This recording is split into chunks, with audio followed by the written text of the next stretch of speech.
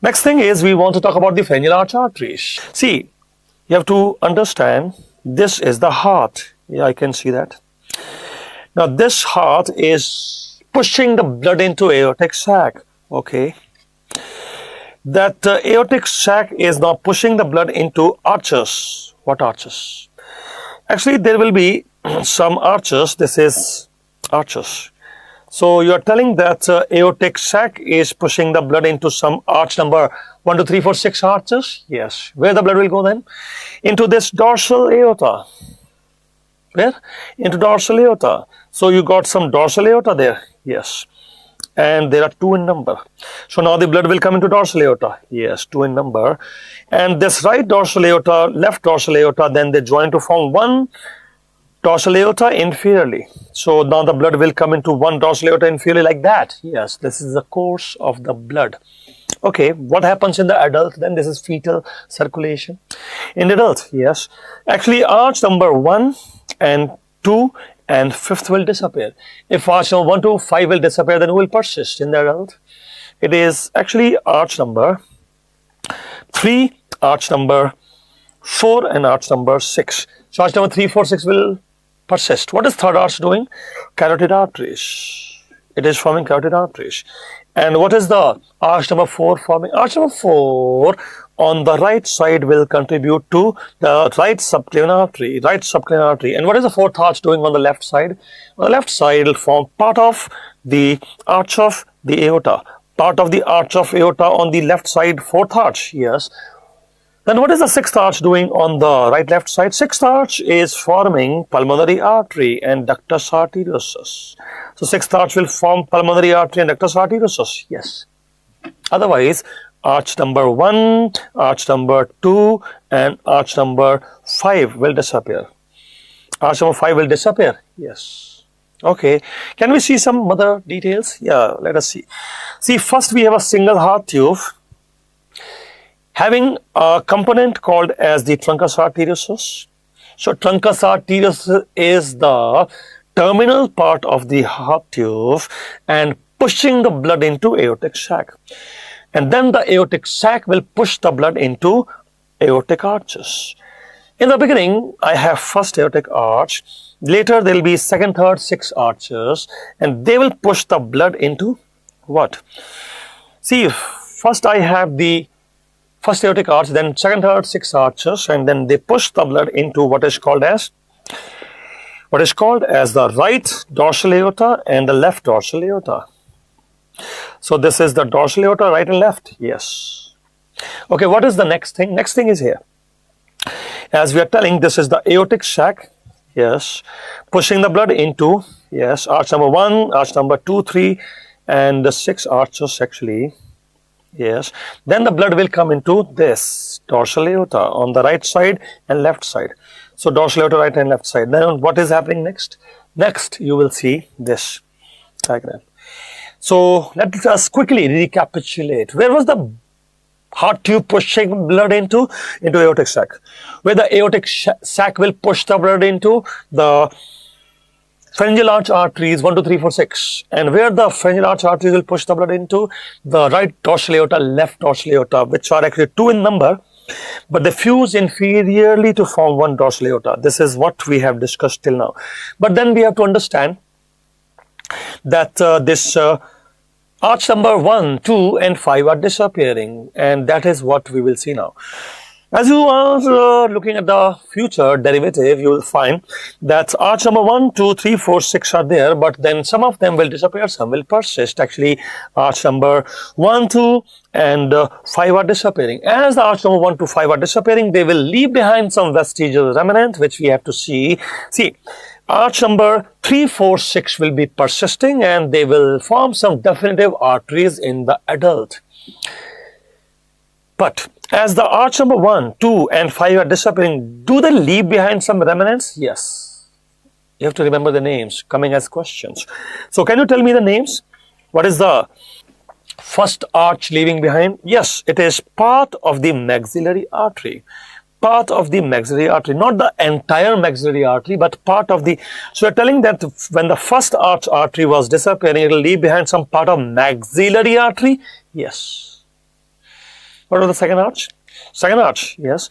When the second arch artery was disappearing, it will leave behind part of stapedial artery. Part of not the entire stapedial artery, no. Part of stapedial artery will be formed by second arch. And what does fifth arch will do? Fifth arch do nothing, it is just going off. Fifth arch will do nothing. Then what is the definitive adult arteries? Let us see. We have to talk about them now. As we're talking about the arch number 3, 4, 6, what are they doing in the adults? We'll see. Actually, third arch arteries, yes, they form the carotid arteries in the adult. Carotid arteries, which carotid arteries they are forming? They contribute to common carotid artery and internal carotid artery, partly. You mean to say on right and left side both? Yes, right and left side both, carotid system. So right and left carotid system is from third arch. Yes. What is third arch artery doing? It is forming part of the common carotid and internal carotid. Then what about the external carotid? External carotid is a new branch, de novo branch. What is that? De novo branch. It is new branch. So it is de novo, novo, yes, de novo, new branch. You mean to say the third arch will form just the common carotid and internal carotid? Yes, and external carotid is a new branch. Budding from there? Yeah, that's the point. Okay.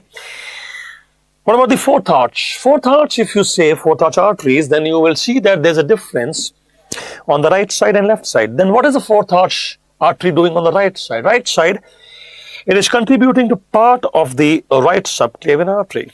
So you're telling that right subclavian artery is developing from the fourth arch artery on the right side? Yes. But right subclavian artery has some more contribution. What is that? It has 3 contributions. Maybe the fourth arch is contributing. What else is contributing? You'll see here. It is also contributing a part of the right dorsal aorta. Part of the right dorsal aorta. Actually, right dorsal aorta is disappearing, but contributing to a part of the right subclavian artery. And what is the other component of right subclavian artery? It is also contributed by intersegmental artery number 7. Intersegmental artery number 7. So you are telling right subclavian artery is having 3 contributions. Yes. Name. Fourth arch artery and right dorsal aorta partly and intersegmental artery number 7. So that you see in the diagram, this is the fourth arch artery on the right side and part of right dorsal aorta and intersegmental artery number 7. Whereas on the left side, the left subclavian artery is coming only from the intersegmental artery number 7. You mean to say left subclavian is only coming from intersegmental artery number 7? Just like that? Yes. No contribution from the arches and all that? No. Only intersegmental artery number 7. But on the right side, it is not only intersegmental artery number 7, but also right dorsal aorta partly and also fourth arch artery. Okay. Otherwise, what is happening to right dorsal aorta? It disappears. It is the left dorsal aorta which is persisting. And because the left dorsal aorta is persisting, we have left aortic arch. So we have got left aortic arch because left dorsal aorta is persisting. Yes. And right is disappearing. Yes. Normally it will disappear. We will discuss this again also. At this moment, tell me, what is the fourth arch artery doing on the right side, you know, but on the left side, So you want to know what is the fourth arch artery doing on the left side? Yes, left side. It will form the part of the arch of the aorta. If you say it will form the part of the arch of aorta, then which part of the arch of aorta? The part which is between left subclavian artery and the part which is between left subclavian artery and the left common carotid artery. You mean to say arch of aorta which is lying between left common carotid artery and the left subclavian artery, that part of the arch of the aorta is from the left fourth aortic arch? Yes. Okay. What is the sixth arch doing? Sixth arch, yes, forming pulmonary artery and ductus arteriosus. So you are telling that sixth arch artery will form pulmonary artery and ductus arteriosus. Yes. Can I see that in the diagram? Yes. Here. So you are telling now this is the right and left sided pulmonary artery. I think left is left. Yes, left is left. What? ductus arteriosus. Remember, ductus arteriosus, left is left and right regresses. So right ductus arteriosus will regress and left is left. Left ductus arteriosus is left and right ductus arteriosus will disappear. Where is the left ductus arteriosus coming from? Left sixth arch artery. You mean to say left sixth arch artery will not only form left pulmonary artery but also the ductus arteriosus there? Of course. Let us revise it now in a table. You remember the first arch artery was disappearing, leaving behind a part of maxillary artery. Part of maxillary artery. First arch artery disappears. What are the second arch artery? When it is disappearing, forming part of the stapedial artery. Part only of stapedial artery. And what is the third arch artery doing? Forming right and left both. Common carotid and the internal carotid, but not the external carotid, because external carotid is a budding branch, de novo branch. So you mean to say third arch artery will form only the common carotid, internal carotid? Yes, not the external carotid artery, it's a new branch. Okay, third arch forming right, left common carotid arteries. Yes. What is the fourth arch artery doing on the right side? Fourth arch artery on the right side, one part of right subclavian artery. If it will form one part of right subclavian artery, then what is the other parts formed by? Part of right dorsal aorta and intersegmental artery number 7. Intersegmental artery number 7. So you mean to say right-sided fourth arch artery form part of right subclavian artery here? Yes. On the left side part of arch of aorta between two branches. So left side part of the arch of aorta between left common carotid and left subclavian artery. Yes, that arch of aorta is from the fourth arch on the left side. What is sixth arch doing? Fifth is gone actually. Fifth is gone. So what is the sixth arch doing? Sixth arch is forming pulmonary artery and ductus arteriosus. But remember, ductus arteriosus left is left and right regresses. Ductus arteriosus left is left and right regresses. So sixth arch artery will form pulmonary artery and ductus arteriosus. Yes, that's the point. Okay, fine. This is the final diagram. Yes, that is the final diagram. Can you discuss the final diagram then? Of course, why not? This is the common carotid artery and this is the common carotid artery. Okay, where is it coming from? Third arch. Not only it will form common carotid, but it will also form internal carotid artery. Internal carotid. On both sides. Yes, on both sides. On both sides. And then you will see fourth arch. What about the fourth arch on right side? Fourth arch on the right side you will see forming part of the right subclavian artery, and on the left side part of the arch of aorta. Part of the arch of aorta. What is sixth arch artery doing on the right side? Maybe right side or left side, whatever. It is forming the pulmonary artery. This is sixth arch artery, and on the left side it also forms ductus arteriosus attaching to arch of aorta. So this is what we wanted to know. Okay, fine. What is the next thing? Next thing, let me tell you what is the next thing. But first you have to deal with this question. Right-sided fourth arch artery. Right fourth, I know. Right fourth, I know. What? What do you know? I think the answer is this. Yeah, fine. But do you know where is this common carotid and the internal carotid coming from? Yeah, of course. Where? It is coming from the third arch. Yes. What about the external carotid? It is not coming from any arch. Then what is it? It is actually de novo, new branch. Okay, right. Fine. So I'll keep your answer as external carotid is a new branch, de novo. It is not any arch related. Though third arch is related, of course, but not coming from the third arch artery. So you will keep your answer subclavian, right? Yes, that is the answer. I got one more question. It is asking about double aortic arch. What about the answer now? Double aortic arch. They are asking double aortic arch. I don't even know the single aortic arch. We'll see this question again. Let us first discuss it. We have understood that there was a right dorsal aorta and left also.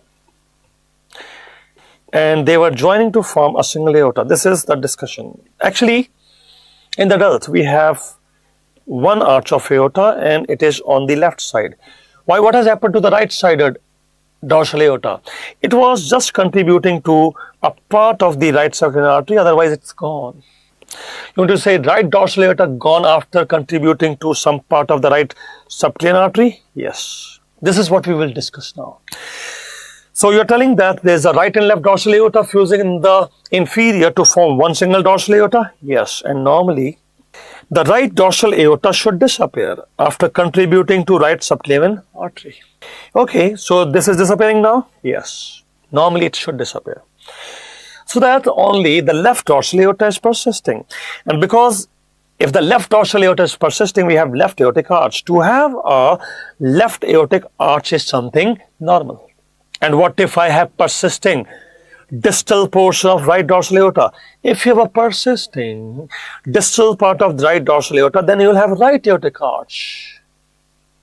You mean to say right aortic arch is there due to persistent right dorsal aorta distally? Yes. Okay, then I can have double aortic arch also? Yes. If you have a persistent right dorsal aorta, there can be double aortic arch. And double aortic arch is not a good thing. Why? It is not a good thing. Let us see why it is not good a thing. See, if you have a persisting distal portion of right dorsal aorta, that is not a good thing. You can have problems. What problems? What problems are you talking about? See here. Double aortic arch patient. This is right aortic arch. Why do I have right aortic arch?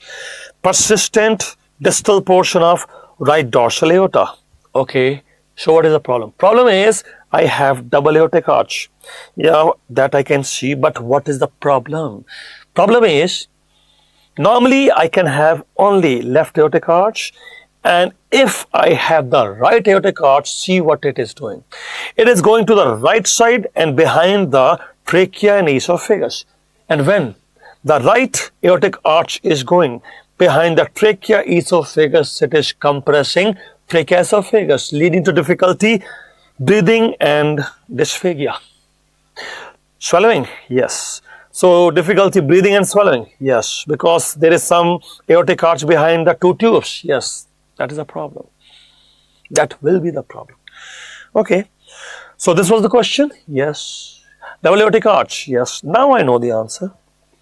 If you know the answer, then tell me. Tell me. Double aortic arch, I think it is due to, yes, what it is due to? Persisting distal portion of right dorsal aorta? Yes, correct. Correct. You are correct. That is the answer.